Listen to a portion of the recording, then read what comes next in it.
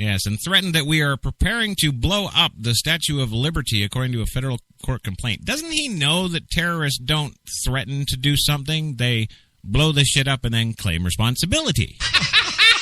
Yeah, you can't. Why are you going to phone and threaten? That gives them time to get ready, and the body count is minimal. Yeah. You don't want that. Goddamn frickin' pansy actor terrorists. Dirka Muhammad Jihad. Well, Abdul Rahman Yassin is the name of the last remaining fugitive indicted for the February 1993 terrorist bombing of the World Trade Center in Lower Manhattan. New York City police and other agency teams swept the areas in and around the famed statue on Liberty Island in New York Harbor. With the aid of canine units trained to detect explosives, they evacuated tourists and others from the island and ultimately determined the bombing threat was unfounded.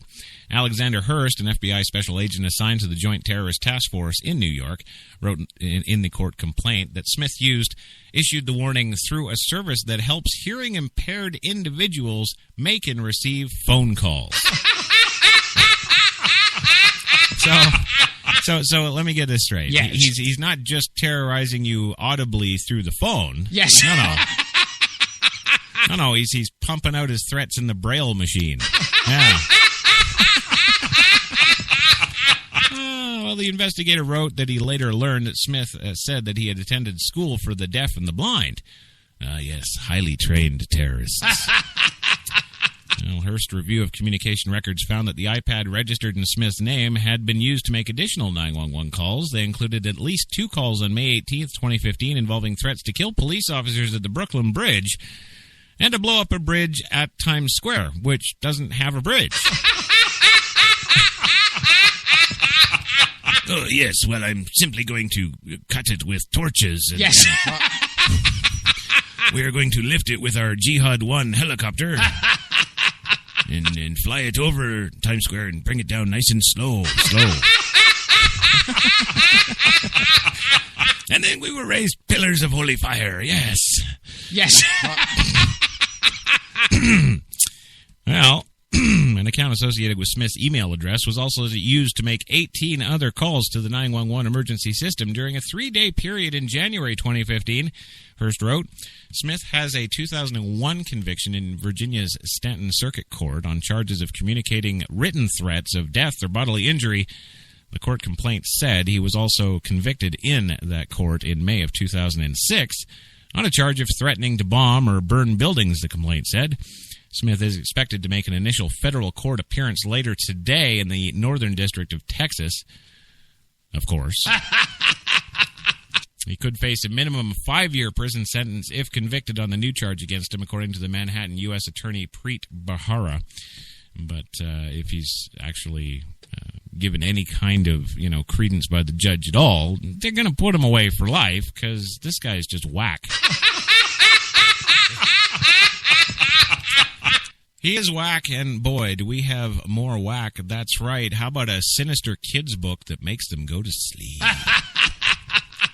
That's right. There's a new children's book out, and it isn't just written for kids. It's written to make them fall asleep and fast. Author Carl Johan Elrond, a Swedish behavioral psychologist, says he filled The Rabbit Who Wants to Fall Asleep with psychological reinforcement techniques to make young listeners doze off in minutes.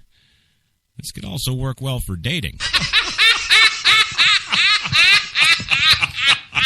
Well, The Independent reports that these techniques are formed in a way to help the child relax and take it easy. I guess just about everything in Bill Cosby's list. Yes, sleep faster and sleep harder every night, Forston Elthron says.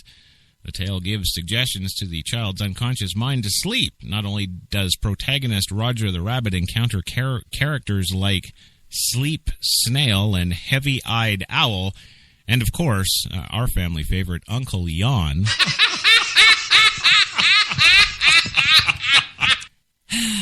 But parent readers are instructed to yawn often and speak in italicized words in a calm and slow manner, the Telegraph reports. Do you think it's bizarre? Well, in the first published book to top Amazon's bestseller list, you know, he also writes for HTLA, and we know our listeners are sleeping now.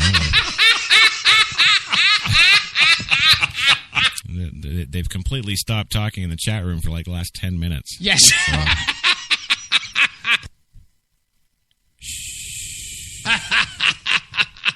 All right, Gilbert, help me with her panties. Well, Forson Elrin says he got the idea from a long road trip when his mom dozed off, and he realized the power of his techniques. Yes, you're just a boring little kid. Yeah. He devised a story within 3 years and saw the Swedish version published in 2011. The English translation appeared last year. In the story, Roger the Rabbit is just like the child in needing to fall asleep, a doctor tells CBS News. So the whole time you're talking about sleep, you're trying to solve the problem about sleep, and you see how the character falls asleep. But while Amazon reviews are mostly glowing, Imogen Williams at The Guardian considers the book manipulation. It's sinister and terrifying. Yes, bedtime stories are not, to me, about deceiving your child into conking out, she writes, and vows to continue her bedtime pilgrimages up and down the stairs. After all, she says, there's always gin. Yes, don't listen to that child terrorist. No, we will get them with booze. All right, before the next story, Gilbert Seinfeld. Hey, can I see your dick? Damn, buddy, you are fast with that shit. Yes. Well, oh, damn, we do? Okay, all right. Says we gotta go for a commercial. We'll be back in 2.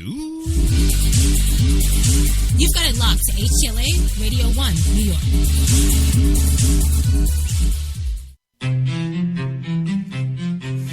What if there was a coffee that was sourced from some of the world's most renowned growing regions, abundant with rich, fertile soil? What if this coffee was picked at the perfect moment, then packed meticulously and shipped carefully to be roasted under the watchful eye of coffee masters? What if it was expertly blended, ground, and sealed, ensuring maximum flavor and freshness, then brewed in small batches and always served fresh within 20 minutes, just the way you like it? Now, what if this coffee just happened to be the coffee you already know and love?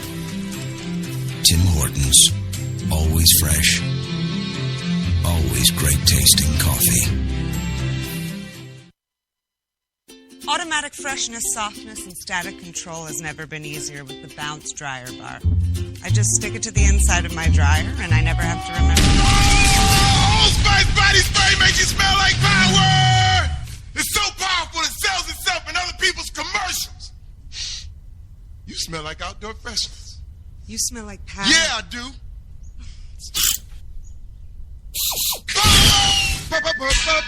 Power! When we arrived at our hotel in New York, the porter was so incredibly careless with our bags. And the room they gave us, it was beautiful. A broom closet. But the worst part was the shower.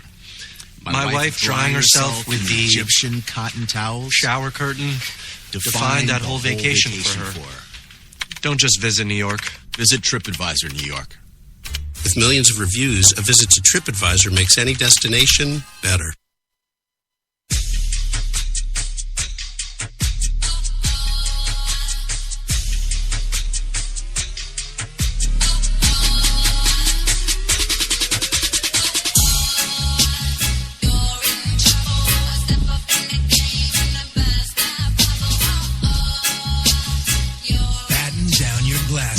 White Rum has a new captain. Introducing the all-new Captain Morgan White Rum. 5 times distilled for a smoother taste. We're New York's best talk radio, HTLA Radio 1.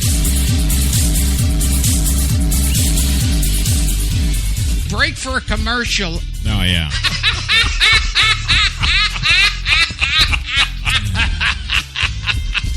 I've been on enough radio shows to know that in the middle of an answer, the guy is like checking the boards and looking over notes and talking to other people. Yes. See? Now you're impressed. If only it was you doing that. Yeah. Same thing. No, I wouldn't say so. I'm the guy here sweating and busting ass. Me right alongside a Kissy Springer. She's working out good today. Huh? You know, I'm the most talented guy in this room. Yes, but as I like to remind the listeners every single day you say that, you're in your apartment probably alone. Yeah. It's just life, and I love doing it. I love doing these kind of stories anyway. Oh, yeah. Well, we're all about it, and we're all about having you here. It's you love to do that kind of stuff. You always did. Yeah. And put your name up there and dress in different stuff. So fantastic. If I can be of any help, let me know. So what's the email address? WEREBACK at NewYorksBestTalk.com. That's right. We are back, and you are listening to HTLA at Radio 1, New York's Best Talk, and this is Coffee and Cigarettes, your Wednesday grinder. 19th August 2015, 81 degrees Central Park right now. Still sunny, a little bit peeking out of those clouds. There's some of that stuff going on there. Grand Rapids, Michigan. Temperature, I guess, is not changed, as he Phil DeYoung there, HTLA's tertiary weatherman, would have told us. So rest assured, Grand Rapids, you're safe under the watchful eye of Phil DeYoung. That's right. And of course, just a few minutes ago, we actually got the word from him that there was no traffic issues. He did look outside his window. Yes. There we go. So welcome back to the big show today. And, of course, we got a couple more stories for you. Well, one's about an old president. One's about, the idiot we have now. Of course, the old president being Mr. Bill Clinton, who turns 69 years old today, and he's bidding for the oldest presidential spouse like a bitch. That's right. Former President Bill Clinton celebrates his 69th birthday today. Another reminder that he is now pursuing another niche in history, the oldest presidential spouse. Well, I guess if we got women Army Rangers, why the hell not, right? Well, Bill Clinton, who would surpass former First Lady Barbara Bush or Anna Harrison, depending on how you look at it, if Hillary Clinton becomes the nation's first female president. Yeah, right.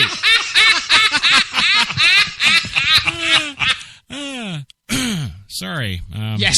Yeah. If Hillary Clinton becomes the nation's first female president after the 2016 elections, Anna Harrison was 65 years old when President William Henry Harrison took the oath of office on March 4th, 1841. But she held the title only 1 month before her husband, aged 68, died from pneumonia. Barbara Bush was 63 years old when President George H.W. Bush took office in January of 1989. He served a full term, meaning Mrs. Bush was 67 when she and her husband moved out of the White House 4 years later to make room for Bill and Hillary Clinton. She is also the mother of another president, George W. Bush, and 2016 Republican candidate Jebediah Bush. Hillary Clinton, by the way, turned 69 in 2016. If successful, she would be the second oldest president to take the oath behind only Ronald Reagan. But she will be the first Scooby-Doo. And in Obama news... Yes, President Obama... Obama is to visit New Orleans for Katrina anniversary. That's right. President Obama will mark the 10th anniversary of Hurricane Katrina by visiting New Orleans on the 27th of August, the White House said today. Since taking office, Obama has made it key a key priority to continue and expedite the recovery and rebuilding efforts in the wake of Hurricane Katrina, the costliest natural disaster in U.S. history, said a White House statement today. During his visit a week from Thursday, Obama will meet with residents who have rebuilt their lives in the decade since the deadly storm of 2005. While in the city, the president will deliver remarks on the region's rebirth and what's possible when citizens, city, and corporate leaders all work together to lift up their communities and build back in ways that make them even more innovative and positioned for economic growth, the White House said. No thanks to the White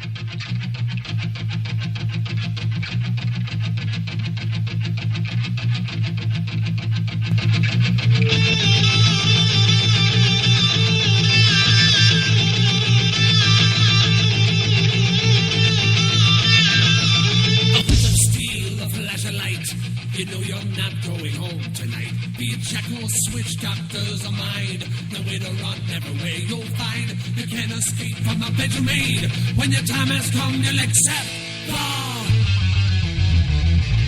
blade. Oh, yeah.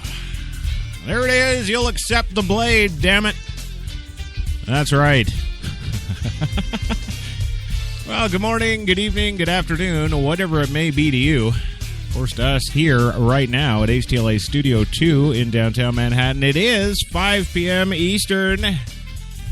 That's right, gang. It's time for your coffee and cigarettes, the Thursday Double-Double, coming to you live from HTLA Radio 1, New York's best talk. Oh my, what a show we've got for you today. What a show. It's a really big shoe. Yeah, that's it.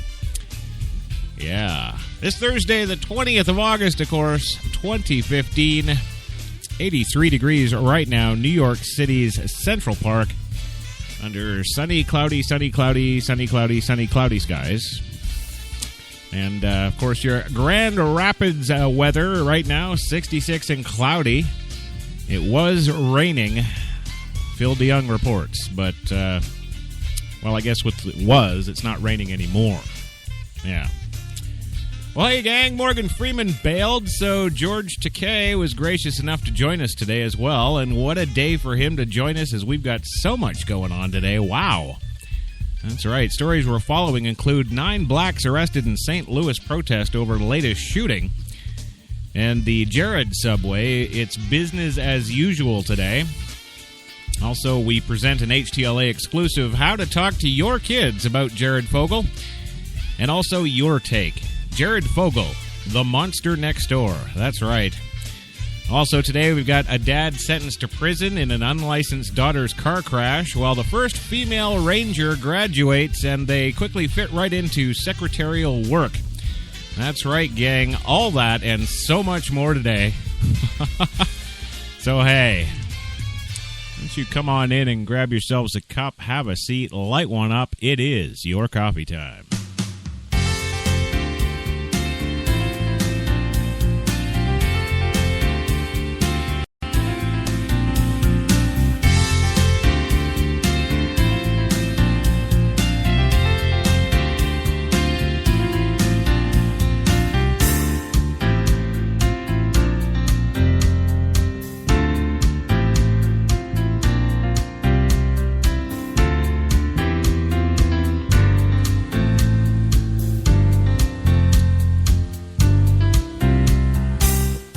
That's right. It is your coffee time at HTLA Radio 1, New York's best talk. And, of course, if you haven't yet, get on over to NewYork'sBestTalk.com.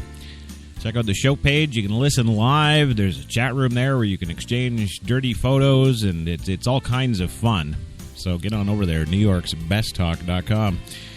The one, the only Leanne Thomas is in the house. HTLA's First Lady Devlon Crawford, Phil DeYoung, and the entire menagerie of the usual folks. If you're not a usual folk, you can get there. Just head on over to NewYork'sBestTalk.com and hit that show page, and you'll be all set to go. Today's show is, of course, brought to you by the fine folks at PreSonus. Yes, Kissy Springer is in the booth today, pushing the buttons on that 2442 digital broadcast mixer. And the construction is finally over, or the deconstruction, or whatever the hell we want to call it. We're not late today. We're right on time, and everything's been squared away. I'm not broadcasting from under a pile of cable. That's right. Yeah, so PreSonus gang, yeah, if you're into anything to do with audio, whether it's analog, digital, if it's a hobby, if you're a professional, you already know PreSonus is number one. So get on over there and check out their stuff. Man, the pretty lights, PreSonus.com. Also, this show is brought to you today by the fine folks, Tim Hortons at New York City, now with those 8 fine locations in the city to serve all your coffee and baked goods needs. And hey, if you want a quick link to figure out where's the closest location to you, head on over to NewYorksBestTalk.com. We've got the link there. Click it, and it will take you right to where you need to be. That's right, Tim Hortons, always fresh. Yes, sirree.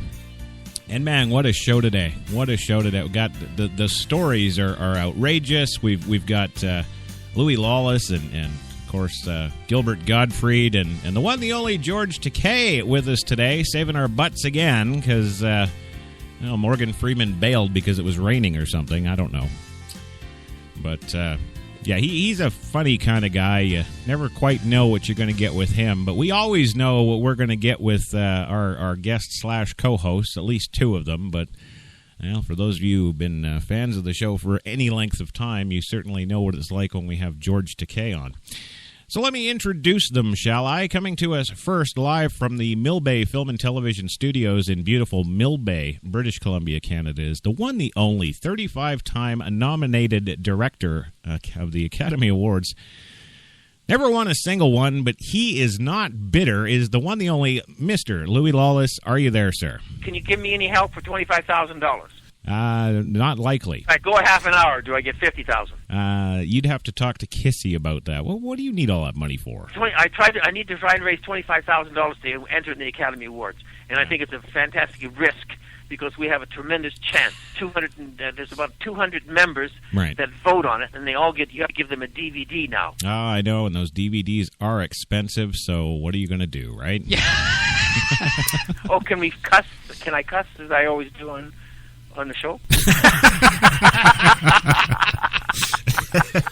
Yeah, you go right ahead. Kissy's got you covered. She is a professional. It's about fucking time. Move on. There we go. Yeah. Also, that wheezy, giggly, cackly laugh, dude. Yeah, there it is. It's the one, the only Gilbert Gottfried, coming to us from about 8 blocks down the street here in downtown Manhattan. And, of course, he's coming to us from his lovely apartment. Yes. Yes, where he does his lovely, what is that, the Gilbert Gottfried's Amazing Colossal Waste of Time? Yes. Is that? Yeah. Yeah, he and Frank Santopadre like to talk to the, I guess the Jurassic geriatrics of Hollywood. Yeah. You know, people that have long since died, but they come back to his show. And yes. He does that over there. And, okay, now this brings me to my other most important topic, me. When was the first time you saw me? Well, I'd have to... Oh, Christ, I don't know. I'd have to say it was probably some stupid... you know what it was, I think? Yes. I think it was that... what was it? There was a TV series back in the 80s, some stupid comedy club shit. I remember what it was. Laugh Factory. Yes. Yes. Yes, I saw you. I think you were early teens, maybe early or late teens, early 20s. You know, just total Jared from Subway bait. You know. And I saw you on one of those, and you had one of those stupid thin 1980s ties. Yes, you know, it's like you're trying to look like Huey Lewis and the News. Yeah. But, I think I saw you on there, and you were just yelling some shit. I don't know. And I know you've probably still got one of those ties, but are you ready? What the fuck? Well, I know you do. Yeah. I'm ready. All right. Give the folks your intro today. And this is... I that up. Yeah. Okay. No, it's not a surprise at all. No. Yeah. Well, glad you're here, Gilbert. Yes. It's great to have you here as always. And you know, I'm the most talented guy in this room. Yes, of course. And yes, once again, Gilbert is coming to us from his apartment where he is alone. Yeah. And the third special guest, of course, to the show is, a man that we all know and love, and some of us love him a little harder than others. Yes, there he is. The one, the only, George Takei, coming to us from his beautiful home where he gets effed by Brad up the ass. Yeah. Thank you for being here today, George. I think it's a treat to be here talking with you. Well, you say that now, but just wait. Yeah. Give the folks a little rundown about yourself there, George. I'm George Takei, and when I'm walking down the street, people shout out, "Hey, Sulu!"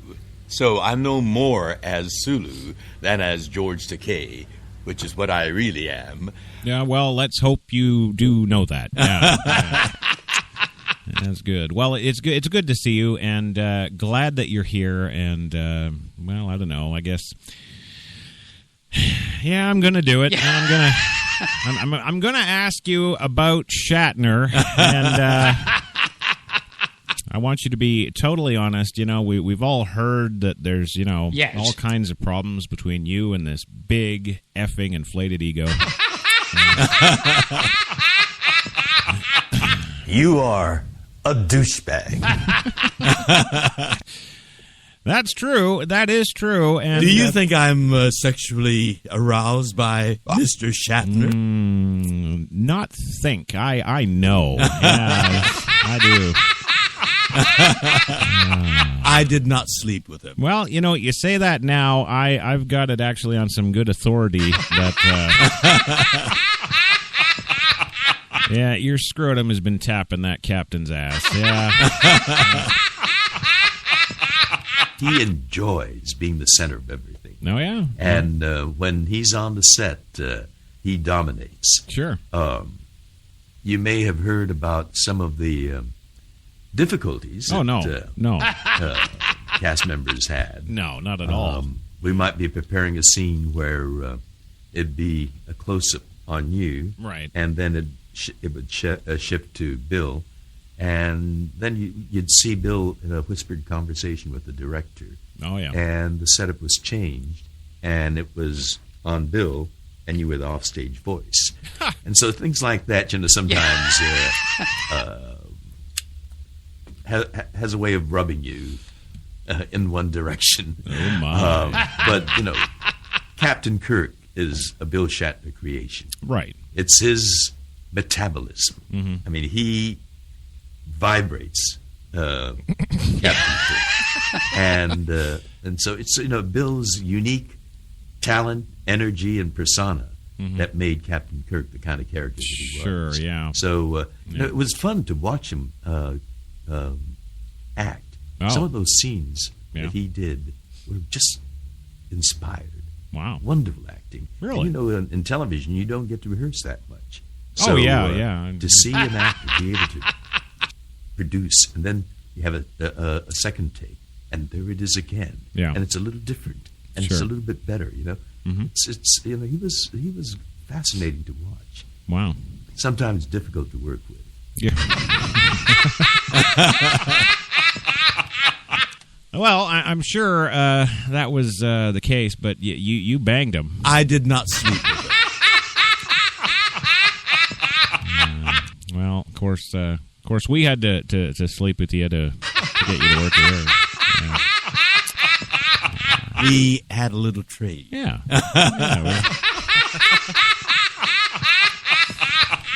Well, what are you going to do? Well, thanks for giving us that update. But, give us the lowdown, George. I know that, you're into everything. You're into political activism. Into all that gay rights shit. Give us a little rundown of your political activism while I go wax my car. Well, actually, what shaped my life is what happened to all Japanese Americans during the Second World War. Right.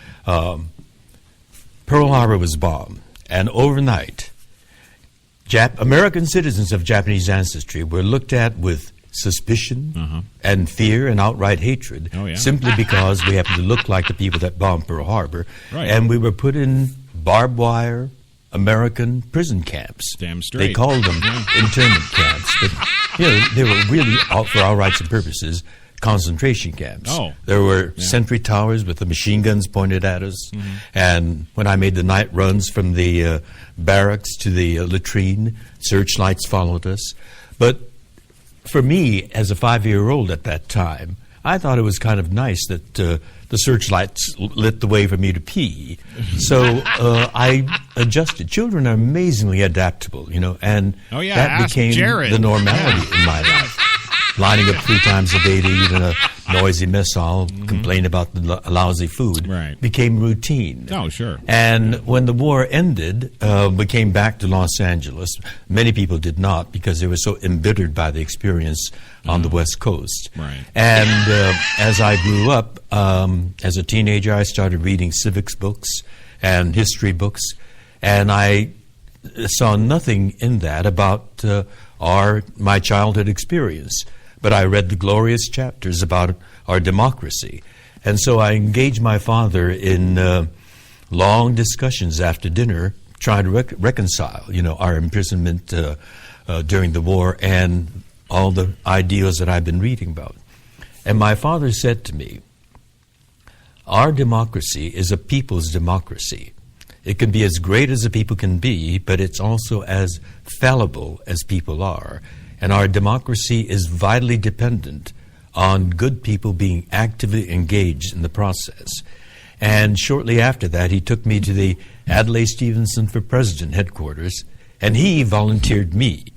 And that's how I got introduced to political activism. It was a lot of fun, but by that time I was starting to understand something about our democracy.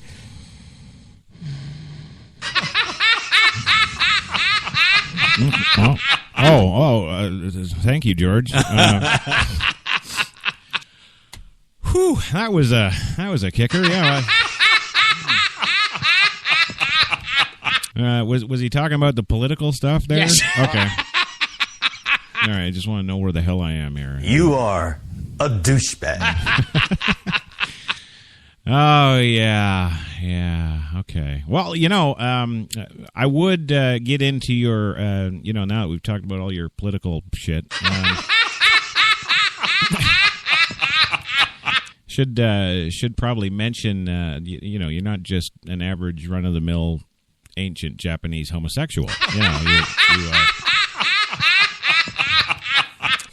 No, Gilbert, he's not. He's let's be serious here for a moment. He's also a Shakespearean trained actor.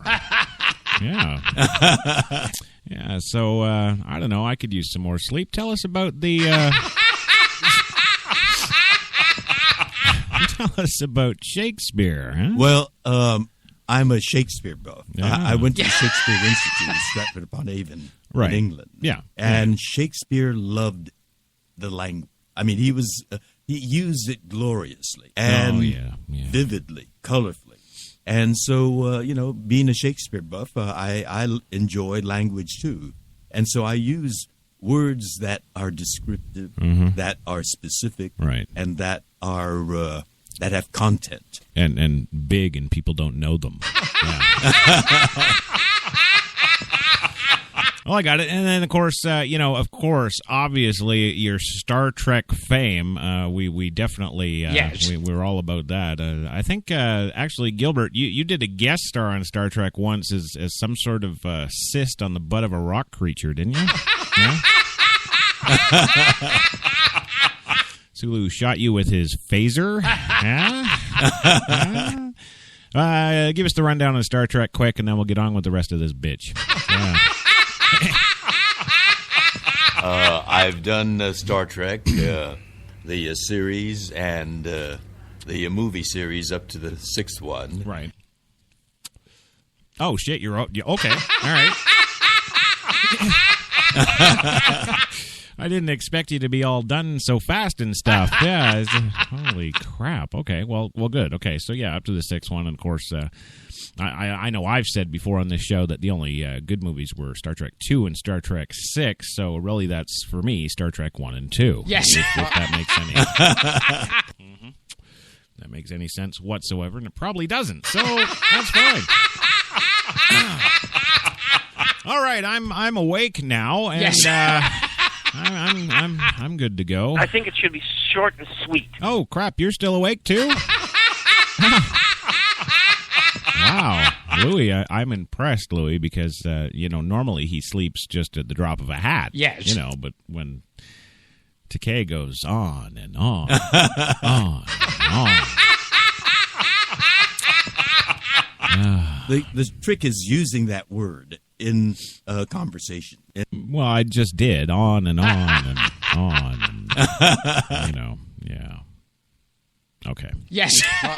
All right. Well, thank you again for being here, George, of course. And don't worry, we do have we have a little segment that we do with George Takei every time after we come back from second break. So if I happen to be asleep and forget,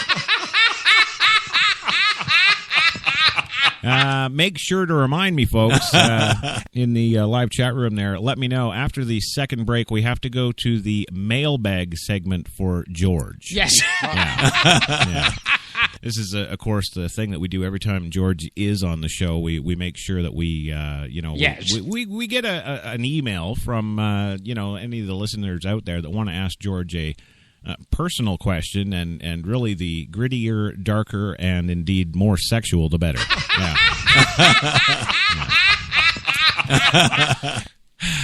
Yes. So look for that coming after the second commercial break. And, of course, after the first commercial break is our usuals, Brock Favors and the only Frankie McDonald with Somebody's Weather. Yeah. But moving on today, we got lots of stuff to cover today. It's going to be a hell of a long show. It's Friday Eve, and we're celebrating in some special ways. We had a little trade. Yeah. We'll suck a dick here and there. Yeah. Yeah. So moving on, we will get to George's email. Don't you worry, George. We got your little ass covered. That's right, yeah. Now, moving along today. Yes, I think that is good. That is good. Well, I guess we'll move on to the first story of the day, and that is, yes, more Black Lives Mattering. Yeah. You know how to spell my last name on the check, right? It's Louis Lawless. Louis, talk to accounting. Really? not right now. It's not cool. No. Well, 9 have been arrested in a St. Louis protest, the latest St. Louis protest over the latest shooting. Yes, in St. Louis today, police made 9 arrests and used tear gas to clear a street when about 150 people gathered actually last night to protest a shooting earlier in that day that left a black unarmed suspect dead. Well, the crowd ignored police commands and threw glass bottles and rocks at officers. Oh, I guess we got to bring back in the National Guard with the tanks, pricks. Yeah. Well, St. Louis Police Chief Sam Dotson said, adding that officers also responded to reports of many burglaries in the area, mostly shoe stores. Many of the roughly 150 people who gathered at the scene hurled obscene gestures and expletives at the investigators and questioned the police's use of deadly force. Some chanted Black Lives Matter, a mantra used a year ago after the police shooting death of 18-year-old Michael Brown nearby Ferguson. Well, in a news conference earlier today, Dotson said the shooting occurred Wednesday morning when members of the Tactical Unit and Special Operations were executing a search warrant at a house in the northern part of the city. 2 men armed with guns fled out the back door as officers were... Oh, he's not unarmed. As officers were about to enter the house, police say 18-year-old Mansur Balbay... Yes, I'm not making that up, was armed with a firearm with an extended magazine. The other suspect, who police described as being in his mid to late teens, was armed with 2 guns and in possession of crack cocaine.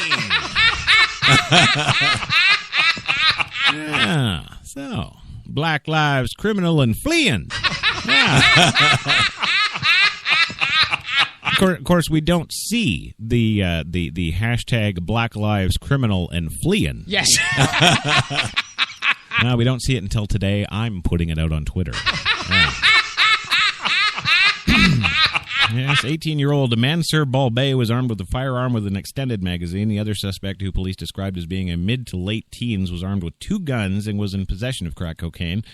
As the suspects fled, officers in an alley near the house ordered them to stop and drop their weapons. Police say Balbay then returned and pointed a gun at the officers. Dotson said 2 officers shot and struck Balbay. Dotson said 1 officer fired and the other one fired 3 shots. Balbay then dropped his gun and ran through the gangway before collapsing. He was pronounced dead at the scene. Second suspect was still at large late yesterday. Both officers, who are white, were unarmed. According to a police report, Dotson said that the officer is 33 years old with 7 years on the police force. The other is 29 with 6 years on the force. 4 guns, including the gun dropped by Balbay and crack cocaine, were recovered from the house, police said. Authorities said that other people in the house were taken into custody without incident, but didn't specify how many. Police obtained a search warrant because they believed the home harbored suspects in other crimes, Dotson said, which turned out to be true. Dotson didn't specify which crimes, but he noted that the killing happened on the same street Monday in a nearby market and the victim was riddled by bullets. Many of those who gathered near Wednesday's shooting voiced anger at police. They should never bust down a crack house. What the hell? Well, another youth down by the hands of police, Dex Dockett, 42, lives nearby, told a reporter what would have been done different to de-escalate rather than escalate. Well, it might have helped if the little gang posse drug peddling scumbags didn't pull out weapons with extended magazines and run away from the po-po.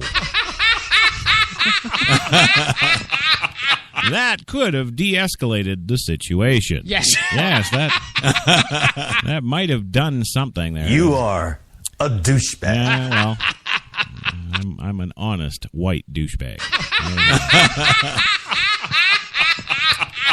Well, the police, come in with us against them mentally. Oh, really? So now the black folk can read the policeman's minds. Yeah, we black and we was slaves, so we was granted a special power. We can read your mind, motherfucker.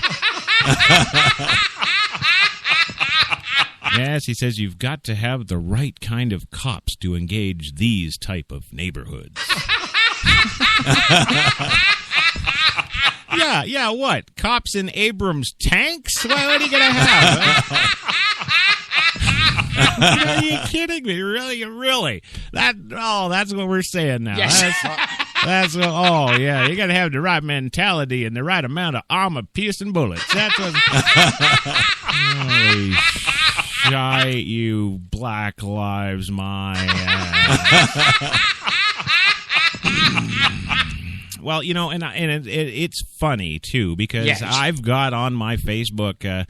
I don't know, it was 2 or 3 days ago, I guess it was. I reposted a video that I had from, it was like 1998. Yes. I had on my, originally on my Facebook. It was a video.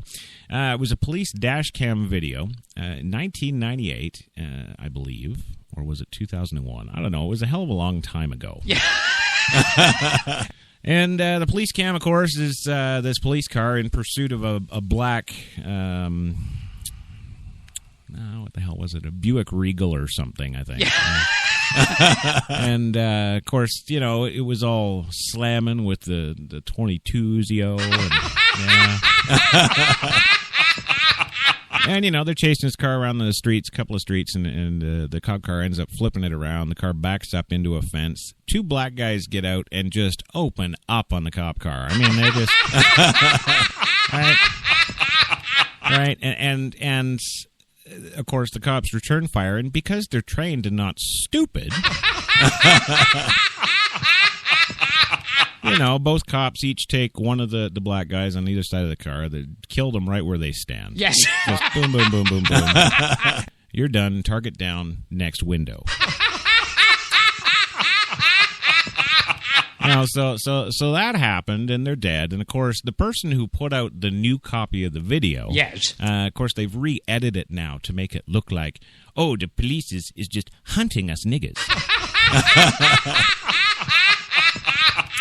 But, no, I posted it on my Facebook, and I said, there you go. There's the LAPD getting it done. Yes. You know? and you really have to ask yourself, in watching that video, enough of this Black Lives Matter shit. No. You have to ask yourself, what kind of people put their lives on the line for a freaking job every day? Now these gangas was packing yo, or yes. whatever the hell. I don't even know what the hell they say it. Oh no, strapping my gack. Yeah. Yeah, we was strapping the gack and holding the gun sideways, yo. Yes. Yeah. That's right, motherfucking pigs. Yeah. And you see, that's the other thing too. Yes. When they get out of the car, you can hear the black guys. Yeah, fuck you, pigs. Yeah. Right. I'm white. Yes. And I don't care how many rules I'd broken, how many laws I'd broken, how many warrants I had. The last thing I'm going to do is get out my car, hold my gun sideways, fire off to hit everything but the cops, swearing at them like that. It's just... and again, kids, it brings me back to that Chris Rock video. Yes. And if more black folk would just watch the video and, take note. Yes. There's certain things you just don't want to be doing to the police.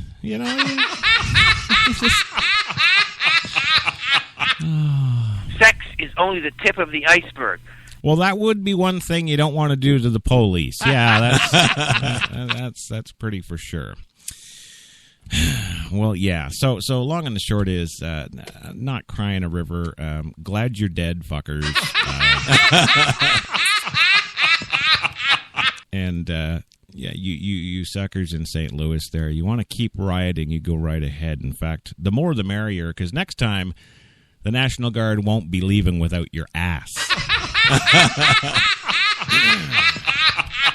Well, let's move on to white news. That's right. As a coffee and cigarettes, we've always got your coffee with a little bit of cream. Yes. That's right. The Jared's Subway, yes, the specific location in Bloomington, Indiana, yes, is business as usual today as the, child rapist goes. Yeah, that's right. In Bloomington, Indiana today, sometime during Danny Thomas's freshman year at Indiana University, somebody pointed out the Subway at the corner of Atwater and Woodlawn and said, "That's the Jared's Subway." Yes. Well, it was the restaurant the now disgraced pitchman frequented while an undergraduate student at the university on his way to both massive weight loss and massive celebrity. Jared Fogle was then the answer to the Trivial Pursuit question. He'd been mocked in South Park and Saturday Night Live. He got by with just one name, like Cher. Thomas, the 25-year-old pre-med student from South Bend, Indiana, recalled a sort of thrill upon learning that he lived near Jared's Ground Zero. Yes, he said, "I thought, neat, great," Thomas said, because look how well-known Jared is, and look how small this place is, and in Bloomington, Indiana. My God. Well, now Thomas, like most people, is repulsed by Fogle and wants to leave his town. But he does not hold Subway responsible and, in fact, slung his incentive, horrid, disgusting, reprehensible, while eating a foot-long salami and pepperoni sandwich in the Jared Subway. Just think all those horrible kids he was banging. Well, yes, on Wednesday, we reported to you that Fogel, 37, appeared in federal court in Indianapolis on charges of traveling to engage in illicit sexual contact with minors and distribution and receipt of child pornography. Fogel is expected to plead guilty to child sex and porn charges and will spend at least 5 years in prison and pay $1.4 million to his victims.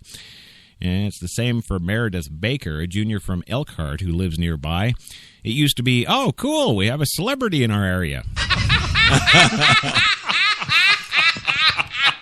Yeah, she said, now it's ew. Well, still, Baker ate at the Jared Subway last week and plans to eat there again soon. I just love eating where child rapists go to... Even without Fogel's provenance, it's an usual Subway, a college town's version. You enter through a narrow hall-like room that houses a sandwich assembly line and not much else. Past the cashier, you climb 3 steps to the dining room, which has just 6 tables. Oh, it sounds like a place Hillary Clinton could go. Well, the restaurant is tucked into the corner of a small apartment building, the building where Fogel lived while a grossly overweight Indiana University student in the late 1990s. The building's owner, reached by phone, confirmed Fogel was a tenant and that he paid his rent on time.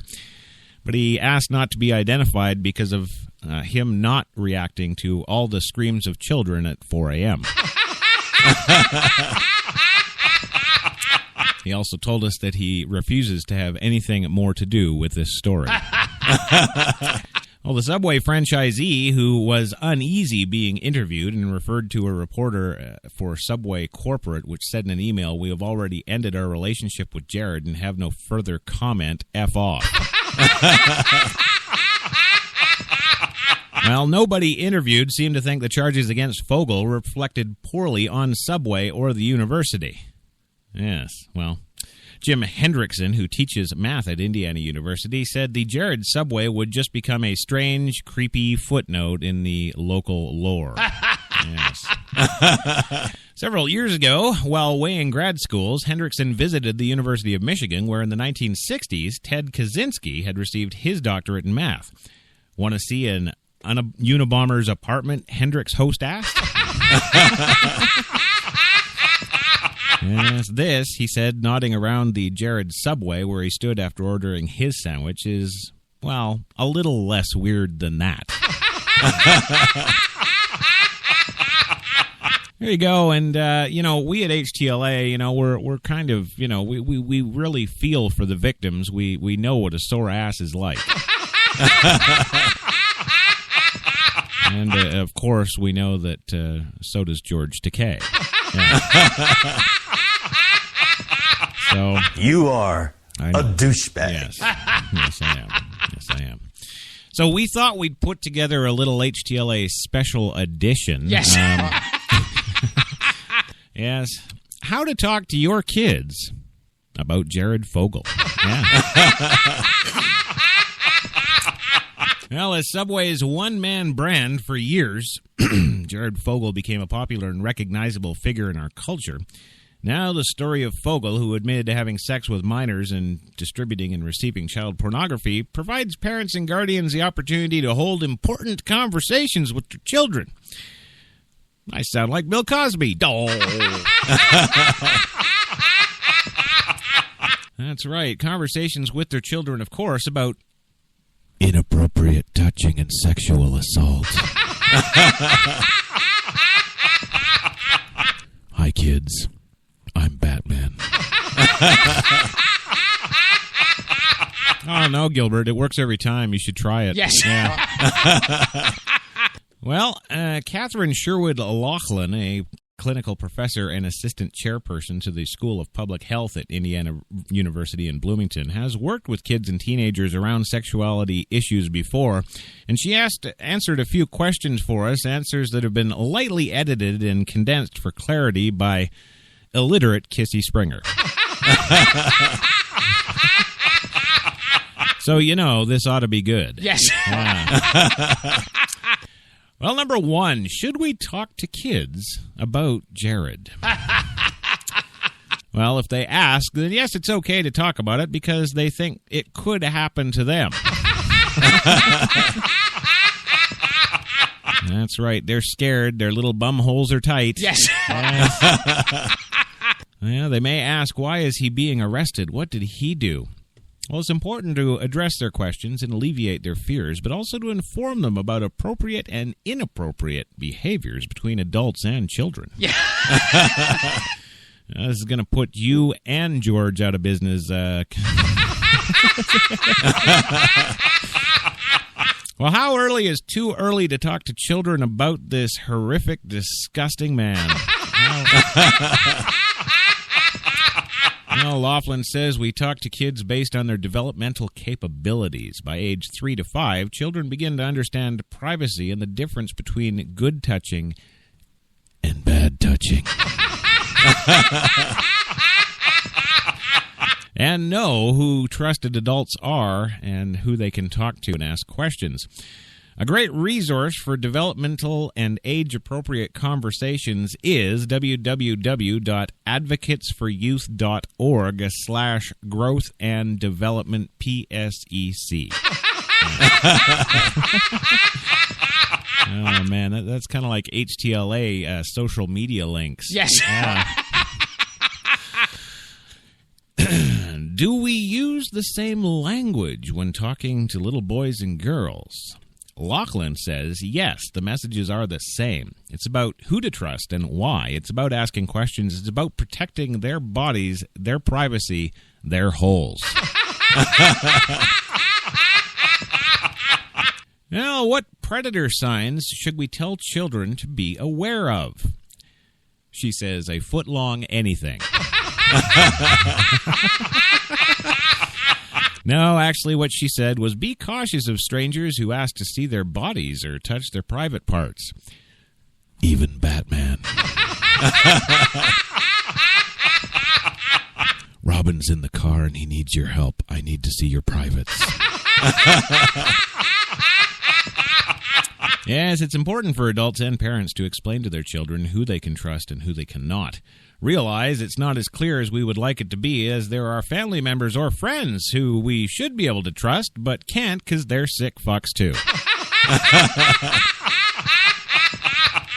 But she says, we do not always know what they are doing or what they're not doing, and indeed, if that is illegal. Yes. Now, how should parents react when having these conversations? Laughlin says, be calm, honest, open, approachable, and informed. Oh, damn it, there's nothing that says anything about being entertaining. Yeah, I want to go to my son. Tristan, we need to talk. or indeed, hell, anybody. I'd just go up to strangers on the street. I want to talk to you about sex. Do you know it's not appropriate for me to touch you here? I think it's a treat to be here talking with you. Did you go to sleep again? Oh, no, he's talking to Batman. Well, thank you, George.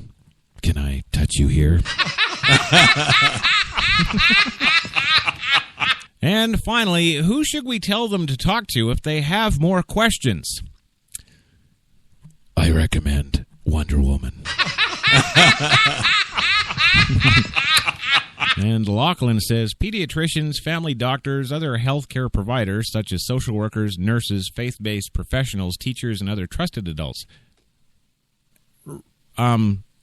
Let's see. Faith-based professionals, okay, those are the sick religious priests that, oh my God, I've sinned. Okay, nurses might be kind of okay. Yes. But those male nurses always creep me out. Yes. So, yeah, I don't think I've met a male nurse that's not fucked. You know? Social workers, that's a whole can of shit we don't want to go into. Yeah. Those are really and teachers? Yes. I don't know. I mean, no offense against teachers. There's a lot of good ones out there that are really good at their trade, but there's a lot of pedophiles too,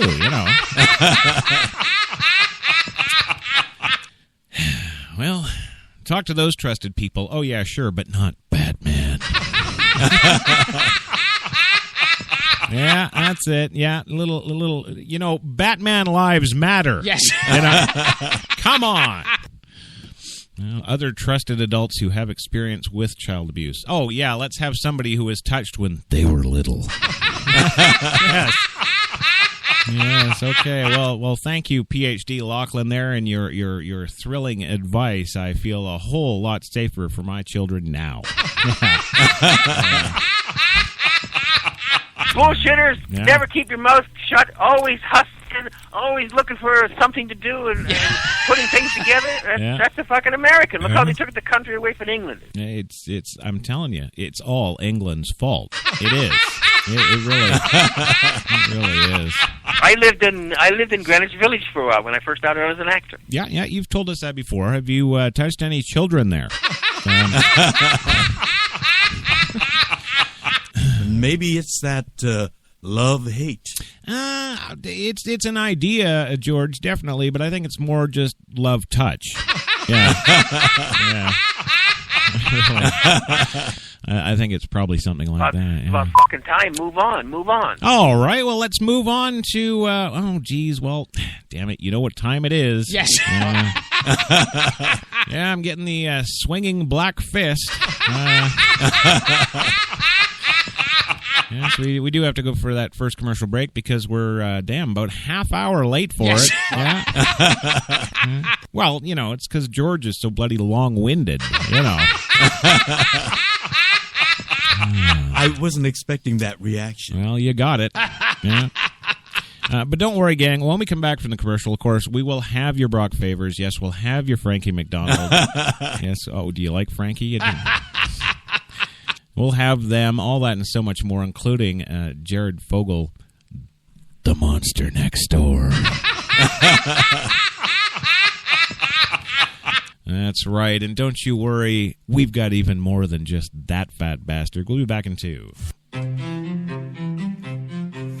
What if there was a coffee that was sourced from some of the world's most renowned growing regions? Abundant with rich, fertile soil. What if this coffee was picked at the perfect moment, then packed meticulously and shipped carefully to be roasted under the watchful eye of coffee masters? What if it was expertly blended, ground, and sealed, ensuring maximum flavor and freshness, then brewed in small batches and always served fresh within 20 minutes, just the way you like it? Now, what if this coffee just happened to be the coffee you already know and love? Tim Hortons. Always fresh. Always great tasting coffee. Automatic freshness, softness, and static control has never been easier with the Bounce Dryer Bar. I just stick it to the inside of my dryer, and I never have to remember. Old Spice Body Spray makes you smell like power! It's so powerful it sells itself in other people's commercials. You smell like outdoor freshness. You smell like power. Yeah, I do. Power! Power! When we arrived at our hotel in New York, the porter was so incredibly careless with our bags. And the room they gave us, it was beautiful. A broom closet. But the worst part was the shower. My wife drying herself with the Egyptian cotton towels. Shower curtain defined that whole vacation for her. Don't just visit New York. Visit TripAdvisor New York. With millions of reviews, a visit to TripAdvisor makes any destination better.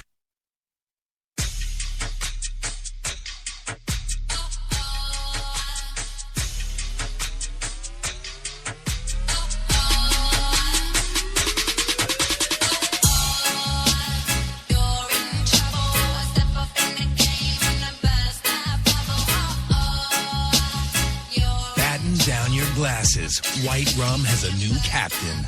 Introducing the all-new Captain Morgan White Rum. 5 times distilled for a smoother taste. We're New York's best talk radio, HTLA Radio 1.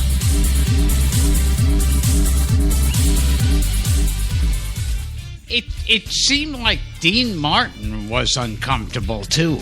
Well, I think so. You know, Jared goes and he's banging all these kids, and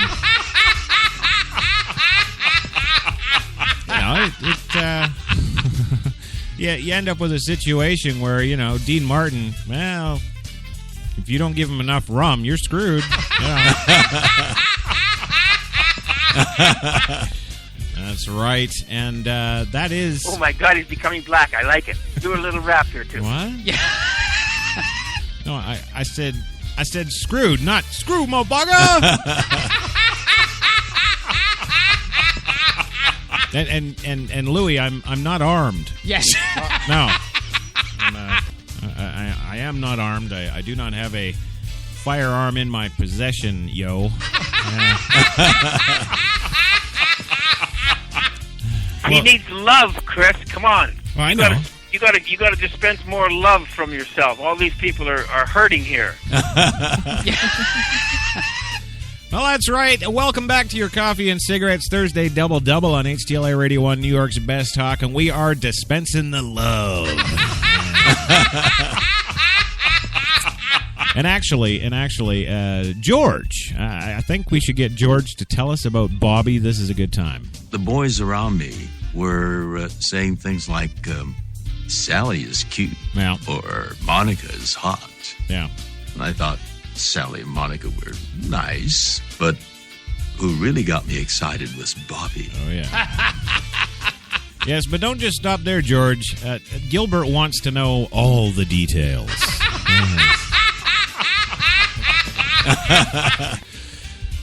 What particularly was exciting was he had blonde forearm hair, and he was tan. That's when what caught my eye when I first saw him. Yeah. He had his T-shirt on, but you can see that he had great pectoral T-shirts. And then to see it all. Yeah. So gorgeous body. And then you just slammed your balls into him.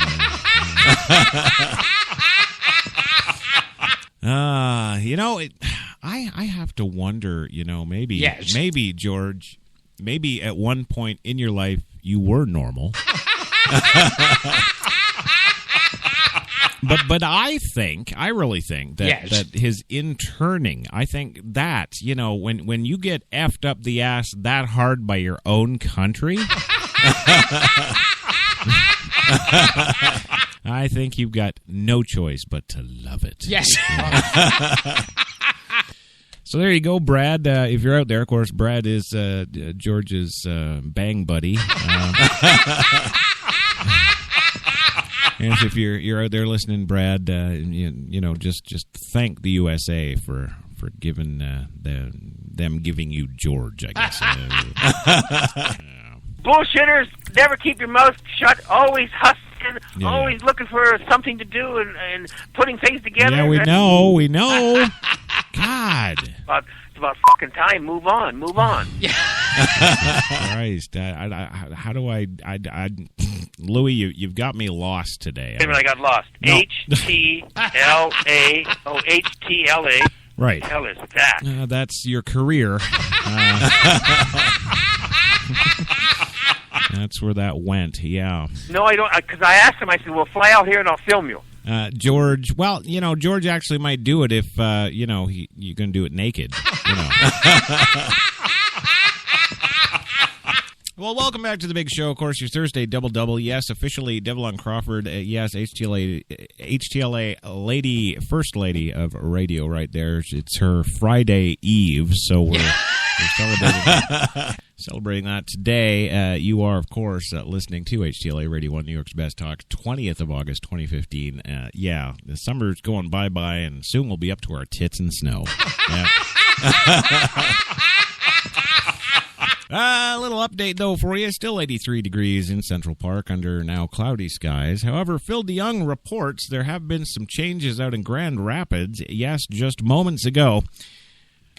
63 and spitting, and I'm sure George Takei can relate to that.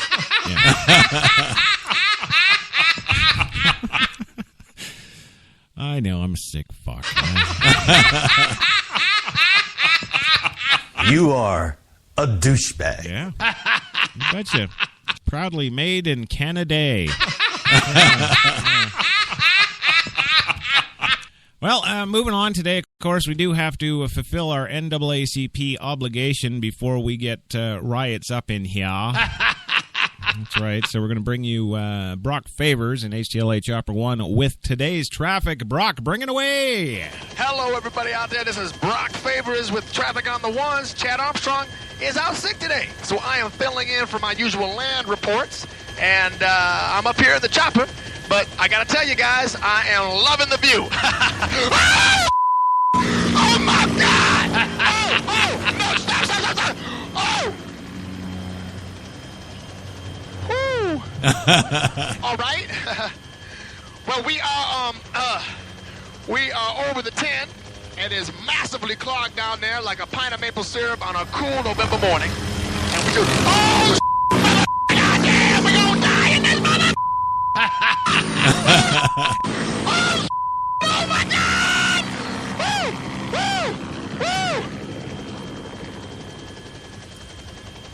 Woo! Okay. Okay, I am very sorry, folks. It's a little bit of a bumpy ride up here. We are now approaching the 405, where the left lane is blocked by a mattress. So somebody is going to be doing a little return to IKEA later today. You know what I'm saying? Oh, please! Oh, goddamn! Oh, get me out this motherfucking death machine right now! Oh, no, black people ain't meant to be in the sky! We ain't meant to be in the sky, man! Oh, mama, help me, mother. Oh, mama.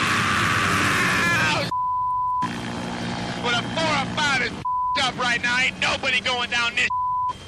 I'm sorry. I'm sorry. I'm very sorry, folks. I'm very sorry, but I'm losing my up here. Actually, you have every right to. We're about to crash.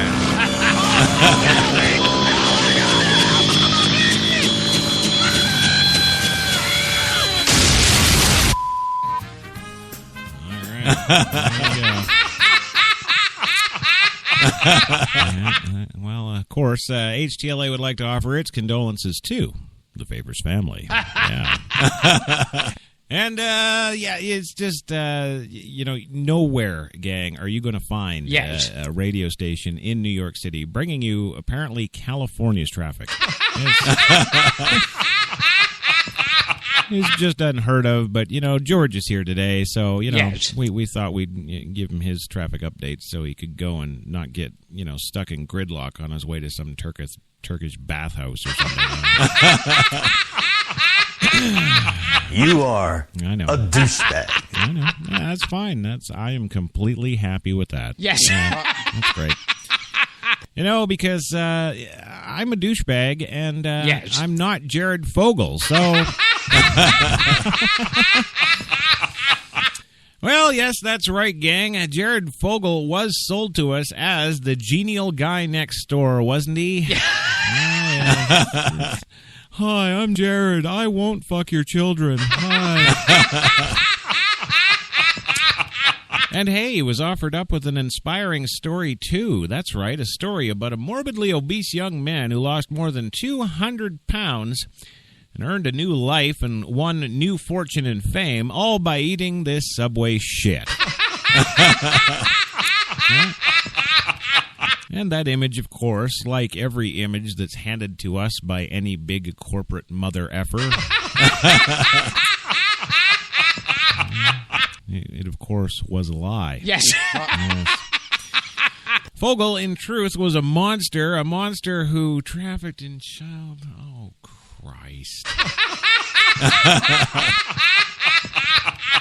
No, I'm getting waved at by the black lady in the booth. Right. Yeah, I know. Great. Fine. Okay. Yeah, listeners, I apologize. We now have to go to Figure Me Down with the Weather. Damn it. I'm not pissing around. Here it is. I'm taking my headphones off. Let me know when it's over. Yes.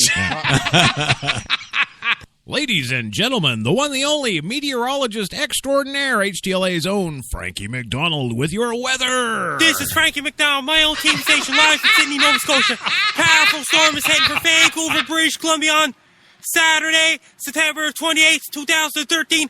It's going to be a period of real heavy rain and a strong winds along the coast of British Columbia. It's going to hit Vancouver, British Columbia, especially in greater Vancouver area because of the intense low-pressure system. Is going to be in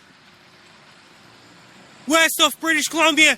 It's going to bring a lot of rain in greater Vancouver area and Vancouver Island, the Sunshine Coast, and the western coast of British Columbia. It's going to bring up to 50-plus millimeters of rain in greater Vancouver and the Vancouver Island. People in Vancouver, be prepared. Have your rubber boots ready, have your raincoats ready, have your rain tools ready, because a lot of rain's heading for Vancouver on Saturday. It's going to affect Fraser Valley as well, such as Abbotsford, Chilliwack, and Hope. And greater Vancouver's getting a lot of rain. And the west coast of British Columbia as well. Alrighty, thank you, It's going Frank. to be a big wave on the shore and the beaches. A lot of Vancouver Island and the Sunshine Coast. Stay away from the beaches. Don't go near the shore because a lot of rain is heading for Vancouver and the very strong winds. And the wind's going to gust up to over 100 kilometers per hour, especially in along the coast of British Columbia. It's like Vancouver Island and greater Vancouver. And people in Vancouver, don't open up your umbrella or your umbrella could get broken because winds will be too strong to support an umbrella. Then stop talking. It's going to be a period of heavy rain in greater Vancouver and Vancouver Island, and winds are going to be very strong in Vancouver, British Columbia, Yeah, we and know that. Victoria, British Columbia as well, because a lot of rain's heading for Vancouver. Hit him. And Hit the him. winds are going to be very strong along the coast of British Columbia. Especially people living in the Where? coast of Vancouver Island as well. Okay. There will be big waves hitting along the coast. The power will go out. Have your flashlights ready. Have your extra batteries ready. Have your crank-up radio ready. Have your candles ready just in case the power goes out. Have your cell phones charged. Have your iPads charged. Have your iPods charged. Have your tablets charged. Order your pizzas and order your Chinese food. Coke, Pepsi. Because it's going to be very stormy conditions from Saturday, September the 28th, 2013 until Monday, September 30th, 2013 in Greater Vancouver, British Columbia. It's going to get a powerful storm. Best luck to you, people in Vancouver. Die. Be prepared for a lot of rain. And don't run your car to the flood or your car could get stalled. Yeah. And then we couldn't hit you. When you go for a walk, wear your rain gear, avoid the umbrellas, and avoid the puddles when you're driving a car. Don't walk in the puddles in Greater Vancouver area. Best luck to you. People in Greater Vancouver, be prepared for a lot of rain. Take care. I wasn't expecting that reaction. Yeah. Yeah, sorry, George. George actually hasn't been here since the HTLA executives took on our lovely meteorologist. So Yeah, George, that, well, you knew about our NAACP commitments, of course. Brock Favors was here last time you were here, but yeah, no, they saw fit to hire, what's the correct term, a freaking mongoloid for... Yeah, right. Yeah. Well, that, yeah, so there was that freak show. That was the and you know, George, I can't even tell you anything nice about his body. You know, he's a little creepy. Yeah, I just use him for blowjobs. But I won't get into that today. Yes. No, I won't. Yeah, I don't know. I'm just not hard today, of course, because all this Jared news. You know. Yeah. Although, as I was about to, as I just got into that final Fogel story for the day, it's just about to be revealed here that the monster who trafficked in child pornography, yes, a monster who, according to court documents, bought and raped, no other word for it, teenage girls. Hey, wait a minute. What's wrong with that? Yes. Oh, now I didn't know. I thought it was little boys and stuff. I Yes. didn't know it was hot, sexy, tight little teenage girls. All right. Well, now, no, I'm changing my tune. Yes. Jared Fogle, you're my hero. Yeah. Damn, see, that's what I should do. I should pay for it. Yes. Yeah. Yes, a monster was shameless and the audacity to text one of his victims, a 17-year-old hottie, a day after paying to have sex with her to ask for an even younger girl next time. Yes, that's right. The younger girl, the better, was Fogle's request, according to court records. Horrific, vile, revolting. Words fail. Actually, no, I can think of some words. Damn, cool. Right on. Yeah. Well, a friend of mine, a person of special insight and wisdom, uses a thought tool to help people avoid the type of decisions that can destroy a marriage and family, ruin a reputation, and inflict lasting shame and pain on themselves and those they love. Keep it to your frickin' self. That's right. Before you make the first step down a path you know you shouldn't take. Oh, yes, but it's so good. Isn't that right, George? Yes. You are I know. a douchebag. Yeah. That's right. Before you take that first step down a path you know you shouldn't take, picture the eventual consequences and indeed all the disgusting, slutty things you're going to do. Well, picture the potential devastation at your choices if they became public knowledge. Well, that's right. You see, and that's why I openly state all this sick stuff right on the air, because, you know, if people think I'm actually like this, yes, you know, they're not going to be that surprised if any allegations come to the, yes. You know. Right? So it's like, you know, be the sickest you can possibly be in the public eye. Yes. The sad thing is that many people, even if they think about such things beforehand, don't have the self-awareness or self-control needed to avoid their own destruction. Fogel lost in his sick impulses. Well, he certainly didn't. Even sadder is that Fogel isn't alone in committing these most horrific crimes. On an August night 4 years ago, for the first time I felt ashamed to be a man. Yes, I did. Yes, by the suffering that others of my gender were casually inflicting on the helpless and hurting. I love it. Yes, on that night I was on a side street in Phnom Penh, a capital of Cambodia. That's where I like to get all my children. Yes, when I passed an open-air bar filled with men from Western nations. Upstairs was a clearly marked brothel. In a nation where child sex trafficking is common and where men travel, like me, halfway across the planet. Yes, to abuse those terrified boys and girls. That's right. That's, well, yeah. Children as young in some cases and even younger than Fogel's victims. He's an amateur.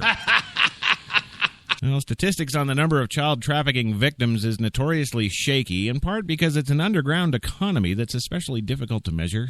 Too many activists fighting this scourge, too often to cite reliable data.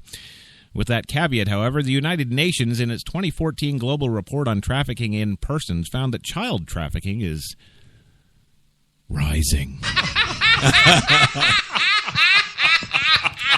Yes, apparently children make up a third of all trafficking victims, and that girls are twice as likely as boys to be sold. In most cases, they are sold for sex. The evil of child pornography also has increased. In 2011, then U.S. Attorney General Eric Holder reported a historic rise in the distribution of child pornography, in the number of images being shared online, and in the level of violence associated with child exploitation and sexual abuse crimes. Tragically, the only place we've seen a decrease is in the age of the victims. So Fogel is far from alone in his perversions. Yes, I too share them. In fact, he's hardly the only one saying the younger the girl, the better. Yes. Or in George's case, the boy. Yeah. Well, the monsters are in the midst, often hide behind masks of normality like radio hosts. Yes, but the monsters are real nonetheless. Sometimes that monster is a guy prowling the darkest alleys of the internet like Danny Bonaducci. Or sometimes it's a guy on your TV screen or radio. Yes, selling you sandwiches. The bottom line here, everyone, is that nobody should be surprised at this. Nobody. What we need to do is really assess our human condition and look at ways that we can deviate from the norm even more. I'm kidding. That was complete shite. Yes. Well, I know one man who is going to be, banging his daughter. Yeah. That's right, just for the amounts of money he's got to pay. Yes, that's right. A dad has been sentenced today to prison in the unlicensed daughter's car crash in Honesdale, PA. A New York man who admitted to handing over the keys of his SUV to an unlicensed teenage daughter was sentenced today to 6.5 to 16 years in prison for his role in the car crash that killed 3 teens. Michael Ware of Eastchester had faced a maximum of 21 years behind bars and $45,000 in fines when sentenced at the Wayne County Courthouse. In handing down the sentence, Judge Raymond Hamill repeatedly told Ware he was a, quote, failure as a father. And, of course, that the crash had been preventable, irresponsible, reckless, stupid, selfish, and finally criminal. Ware, 54 years old, addressed the court briefly before Hamill pronounced his sentence. I will never be able to feel the loss the families will forever feel, Ware said. I can only say hopefully this brings some form of closure for everyone affected by this horrible tragedy. Neither I nor my daughter ever meant any harm to anyone that day. Prosecutor Seg Ware let his daughter, then 15, drive his Chevrolet Suburban on August 30th near a Pocono resort community in Paupack Township, where he owns a vacation home. His daughter took the vehicle with 5 friends inside to buy breakfast before speeding down a hill and flipping the SUV several times. Yes, see, that's the thing. There's no counting for experience. Yes. You know. And all these teen girls should be happy they're getting 58-year-old men. You know? Well, Cullen Keffer, Seamus Digney, and Ryan Lasher were 15-year-old residents of Bucks County, PA, when killed. Another passenger was seriously injured. Ware's daughter, who lives in Pleasantville, New York, and another Westchester County teen had been uninjured. He basically gave his daughter a gun and put the bullets in it for her, said Wilson Black, Digny's uncle, as he entered the court. The judge, who spoke for 20 minutes, noted that Ware initially led the investigators for about 60 days. Oh, no, he didn't lead them. He lied to them. Okay. Lied to them about 60 days. He let his daughter take the full blame for the crash by denying he had allowed her to drive that day. Hamill also said Ware had failed to convince him that he was a candidate for rehabilitation. Not once did you say, "I'm sorry." Well, until the sentencing. Not once did you say, "I'm responsible." The judge characterized Ware as an overly permissive father who failed to set appropriate rules. He noted Ware's daughter told investigators she had been driving since the age of 14 and had driven from New York to the Poconos that weekend. Your failure to be a father and say no caused 3 tragic deaths, he told Ware. During his sentencing, relatives of the dead boys, who had waited nearly a year for a resolution, held hands and closed their eyes. Some of the parents sobbed while others sat stoically. Each of the boys' parents delivered an emotional victim impact statement as they spoke. Only the sound in the room was that of relatives crying to choke back tears. Your irresponsible parenting caused the death of 3 amazing boys, Lisa Lesher, Ryan Lesher's mother, told Ware. Your desire to be a cool dad devastated the entire community. What's wrong with you? You should have been having sex with your daughter. Well, today's sentence is absolutely a message to any parent out there who thinks it's okay to break the law and allow their children to do so as well, District Attorney Janine Edwards said. Ware's lawyer, Robert Reno, said he believed the judge has mischaracterized Ware's remorse and called the sentence ridiculous. He said they will appeal. Ware pleaded guilty in July to 3 misdemeanor counts of reckless endangerment and 3 of involuntary manslaughter. He had initially faced felony charges. Ware's daughter acknowledged responsibility in juvenile court to vehicular homicide counts and was placed in an indefinite probation. She was also ordered to do 300 hours of community service, pay restitution, and write a 2,000-word essay on the impact of her crime. Wow, really? Because that's what my daughter got for saying something at school. Well, her attorney, John Stah, told the Philadelphia Inquirer in May that she was in a, quote, really, really dark, nasty place, and doesn't stop thinking about it, he said. She hadn't spoken to her father since the crash. Joe Keffer, father of Cullen Keffer, spoke to reporters at the bottom of the courthouse steps after Ware's sentencing. I'm satisfied the judge went over and above the recommended sentence, he said. However, Mr. Ware will not have to endure a lifetime of misery. Our 3 families will. Everybody keep your daughters at home and have sex with them.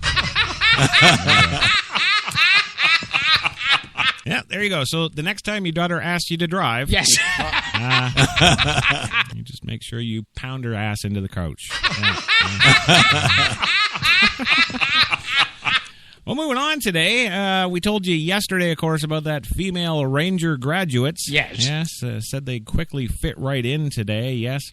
Fort Benning, Georgia, the first 2 women who will graduate from the Army's legendary Ranger School, said Thursday that the grueling experience proved to the male and female classmates alike that women can take any physical and mental tests thrown at them. To which I threw out there that entire Ranger School is a Saturday for Navy SEALs. Quote, we felt like we're contributing as much as the men, and we felt that way, too, says Captain Kirsten Grest? I don't know. Captain Kirsten. Well, Captain Kirsten and First Lieutenant Shay Haver of Corpus Cove, Texas, will pin the coveted Ranger tab on their uniforms tomorrow at graduation ceremonies at Fort Benning. They were part of a group of 19 female soldiers who passed a rigorous screening process to begin the physically demanding course that had been closed to women since it opened more than 6 decades ago. The military made a pair and some of their Ranger classmates available to the media today to discuss the milestone. During the challenging course, Grist said that she was thinking of future generations of women that would like to have the same opportunity. So I had that pressure on myself, she says. Also not letting down the people who believed in me and were supporting me, she added. Army officials also had high praise for the two women's performance. They were mentally and physically capable individuals, says Major General Austin Miller, commanding general of the Maneuver Center of Excellence. But at the same time, we're part of the time, and they will be very effective at their desks. Yes, that's right. While they will not be able to serve in the Ranger Regiment because of ground combat bans for women, the two women endured exactly the same rigors as their male counterparts during the school, he said. The standard did not change, said Miller. 5 miles is still 5 miles. There is a time standards associated with that. Likewise, the two women hoisted the same weight rucksack as all the males did for the grueling 12-mile march. Several of their male classmates, in fact, said that both women, during particularly grueling marches, were the only ones to volunteer to take on a fellow male classmate's heavy weight. In one case, Grice stepped in when not one of the 9 men would or could, according to the classmate. This is just like that Demi Moore movie.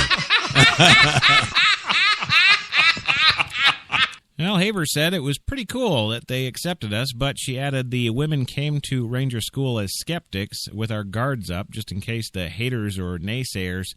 But we didn't come with a chip on our shoulder or anything to prove. Grice and Haver are the first women to complete the course, considered the Army's most physically challenging since it was open to them on an experimental basis this year. Miller said another class in November will also include women, because it's fun.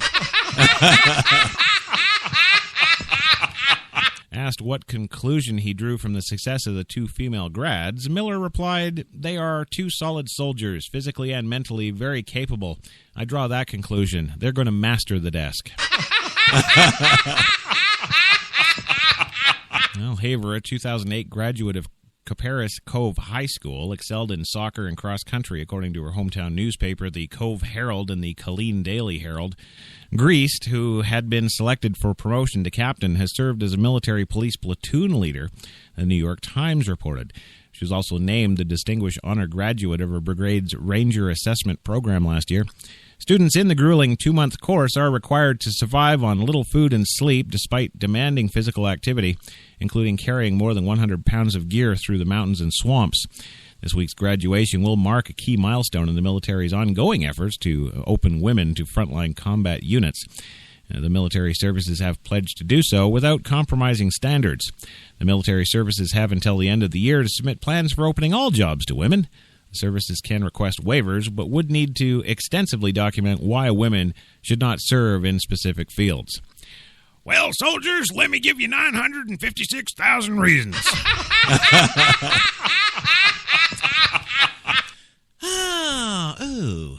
Oh, look at the time. Yes. Yes, it is. It is 6:20, and we're, 20 minutes late for our second commercial. So, hey, we're going to go do that, but don't worry, when we come back, we're going to tell you about the VA hospital being at fault in one Marine veteran's death, and, of course, the George Takei mail bag. Don't be turning away. We'll be back in 2. We're New York's best talk radio, HTLA Radio 1.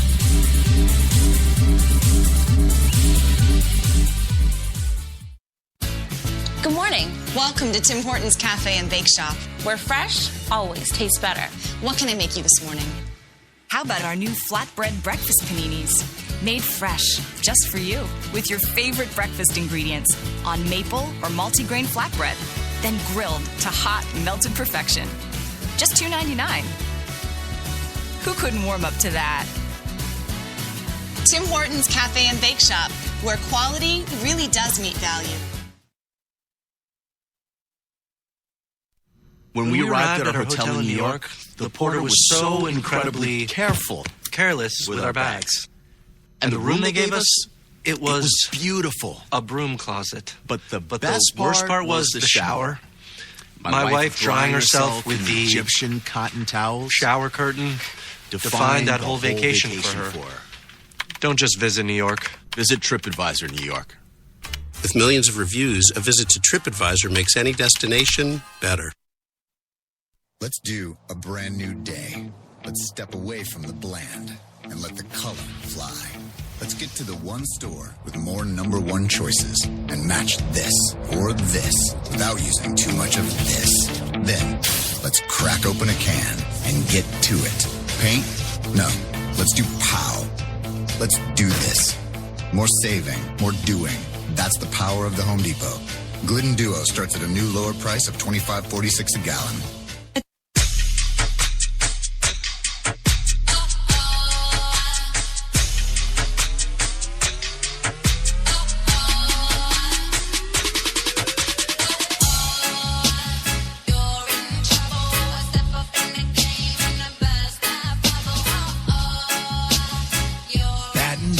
Glasses. White Rum has a new captain.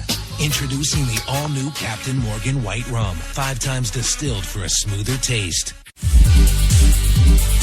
You've got it locked to HTLA Radio 1, New York. Break for a commercial. I think we got that covered.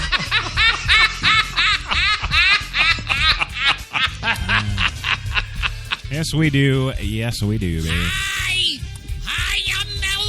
Oh, Roy with the camera and the thing and the person with the and I'm Melvin Leroy. You want to stand in front of it and I'll go action. Oh my God. Oh my God. You just, I don't know. I guess I haven't given you enough time today to unload. Yes. Well, we are back. You know why, Chris? Because you're such a control freak, you don't want anyone to tell you what to do. Yeah, well, could be. So, before during the break, Gilbert. Yes. You were talking about Devlon Crawford. What were you saying again? She said that she's not Jewish. Yeah, she's got Jewish parents, but she herself is not. Just take one look at that nose. Well, I don't know. I've looked at the nose. I don't know. It seems pretty straight to me, you know. You love to do that kind of stuff. You always did. Yeah. And put your name up there and dress in different stuff. So fantastic. If I can be of any help, let me know. So what's the email address? The email address, yes. We're back at NewYorksBestTalk.com. That's right. We are back for your Thursday double-double on coffee and cigarettes. HTLA Radio 1, New York's Best Talk. 82 degrees, Central Park, under sunny, cloudy skies. Back and forth, in and out, up and down, you know. Yeah, it's like that teenage daughter thing. Yes. And, of course, we're here today with the one, the only George Takei, who, well, I don't know. George, I don't know. Give us, we'll talk about, I don't know. When did you, how was your teens? There you go. As I grew up, right, I made another discovery. Mm-hmm. There were places called gay bars. Oh. Yeah, so. Okay. Oh, no, what am I saying? I should be saying, oh, my. Yes, so we are back from our second break. So, yes, that does mean it is time for the George Takei mailbag. That's right. So, Kissy, do you have that? Maybe do your frickin' job. Okay, today's email comes to us from HTLA listener Greg Howe. Yes. And, well, this is kind of an interesting one, actually. Greg would like to know, George, if when Brad is effing you, he would like to know, does Brad use cock rings, and do they actually make it bigger?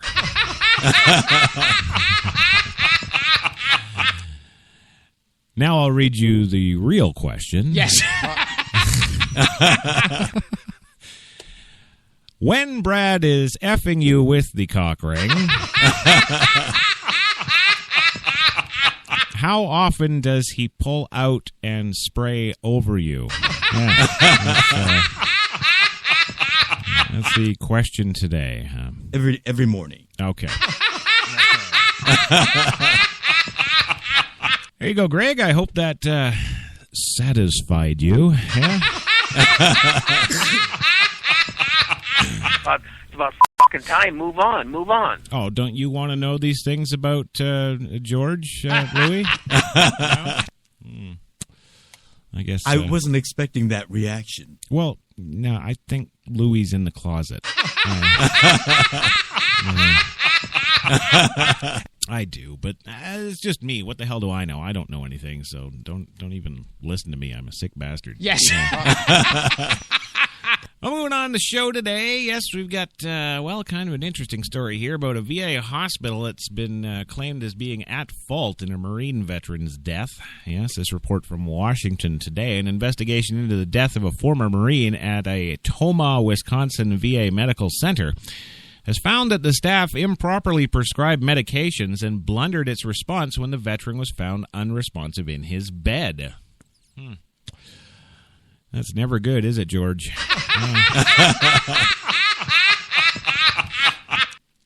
U.S. Marine Jason Simikoski, 35, of Stevens Point, Wisconsin, died August 30th in the... August 30th? It's only August 20th. Oh, no, this must be like a Frankie McDonald thing. It was last year. Yes.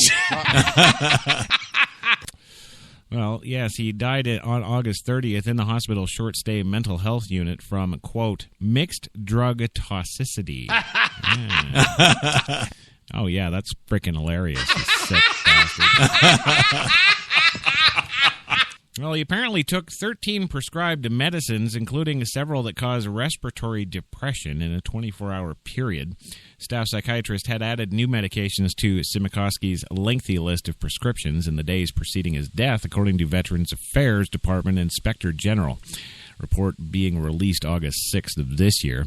Several of the drugs, including quetiapine and tramadol, are known sedatives, and one of Simikoski's new medications, Suboxone, also can cause severe drowsiness.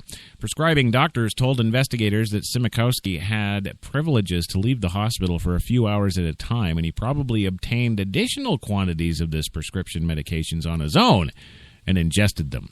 Right, because the Marine is stupid. Yeah, it wouldn't be the pedophile nurses. It wouldn't.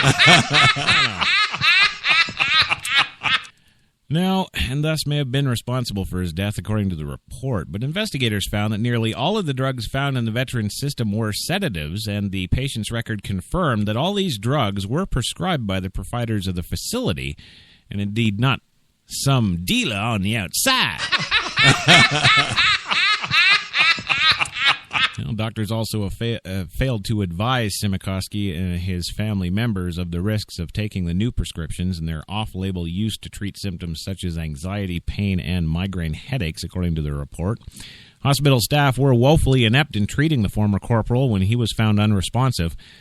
The report also found staffers failed to determine whether he had a heartbeat, immediately initiate life-saving measures, and employ a portable defibrillator, or administer medications that could have countered an accidental overdose.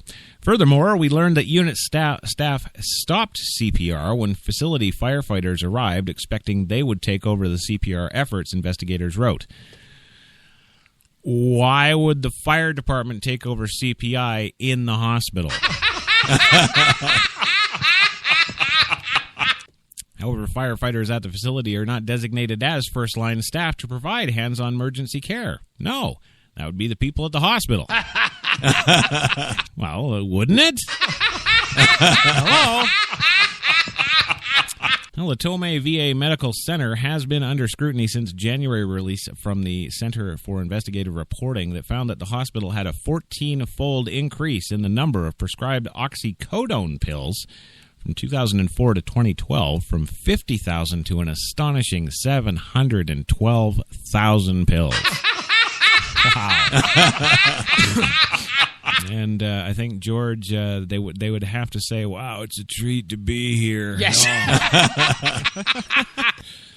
Wow. Veterans told a reporter that distribution was so rampant they nicknamed the place Candyland. Said Sem Kukowski's death was served as an example of overzealous prescribing practices. In a response to the report, Senator Tammy Baldwin, a Democrat from Wisconsin, introduced legislation that would require the VA and Defense Department to update clinical guidance on prescribing opioids, mandate training for all VA doctors who prescribe narcotic painkillers, and create pain management boards that would oversee compliance. Yes, the same way they screwed it up for the rest of us. Yeah. Well, they proposed to give veterans and their families a stronger vote in their care, but put in place stronger oversight and accountability for the quality of care we are providing our veterans, Baldwin says. Toma VA officials say that they are committed to learning from the case and improving care. Thank God.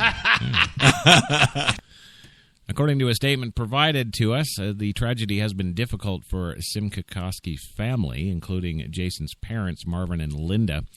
His wife, Heather, and daughter, Anya, they have testified before Congress on the issue of VA pain medication practices and stood with Baldwin to support her bill. Marvin Simikowski said Wednesday that the Inspector General report has helped ease the pain.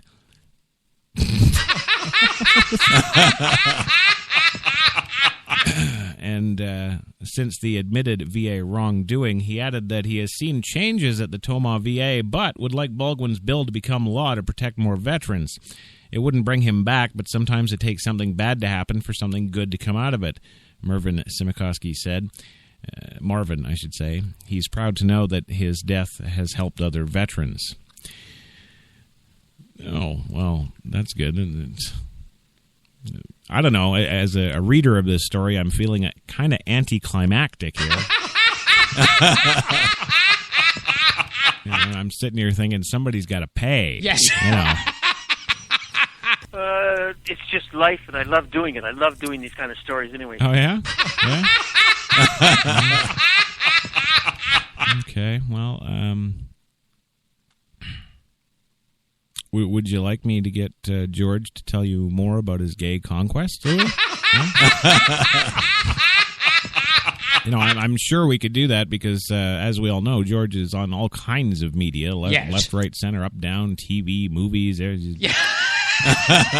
Doing bloody everything, but, nowhere else are you going to get him talking about his gay sexual conquests. No, we have a way here at HTLA of sucking it out of him like a homosexual bathroom glory hole. Well, moving on today, because I'm not actually going to do that. So we've got, kind of a really sick story. Yeah. Yes, you thought the stories today have been sick. Well, you ain't heard nothing yet. That's right. No, crying baby found in locked hotel safe.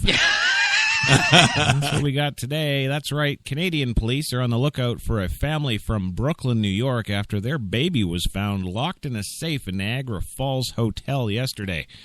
The family called the staff to the room at the Howard Johnson Hotel to free the infant, who was alert and crying.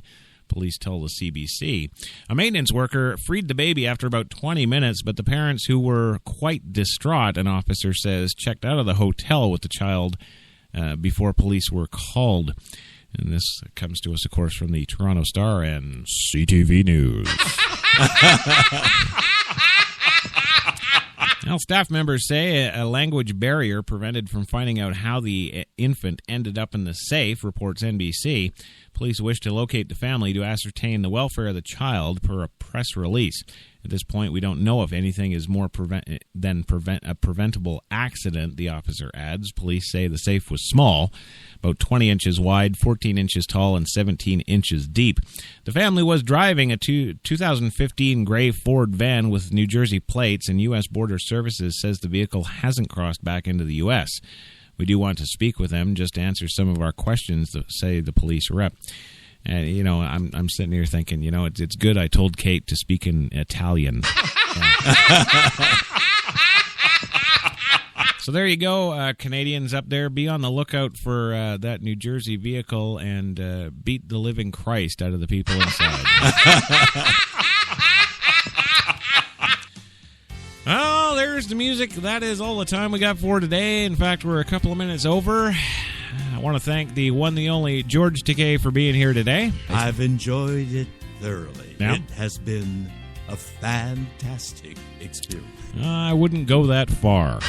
I think it's a treat. No, it's definitely different. Louis, thank you for being here today. It's always great to have you. My film, Unrepented, did very well in Europe. Yeah, nobody cares. Yeah. And Gilbert, of course, thank you for doing your job today. Thank you for listening and support the show for the love of God. Wow, okay. All right, and yeah, HTLA listeners out there, well, I hope I didn't rape your ears too badly. That's right, and you can be sure to join us tomorrow, 5 p.m. Eastern, for another delicious, dirty child sex show. Yeah, it's gonna be good. Yes. Yeah. Well, actually, you know, for once, I'd really enjoy, I think, an ISIS news story. Yeah. Yeah. Well, anyway, wherever you are, have yourselves a great rest of your day. We will see you tomorrow, 5 p.m. Eastern, for another Coffee and Cigarettes, your Friday Frappuccino on HTLA Radio 1, New York's best talk. Yeah, I know, you're thinking that, really? This is the best? Really? But yes, thank you, everybody. Have yourselves a great day, and we'll catch you for the weekend show. Have a good one.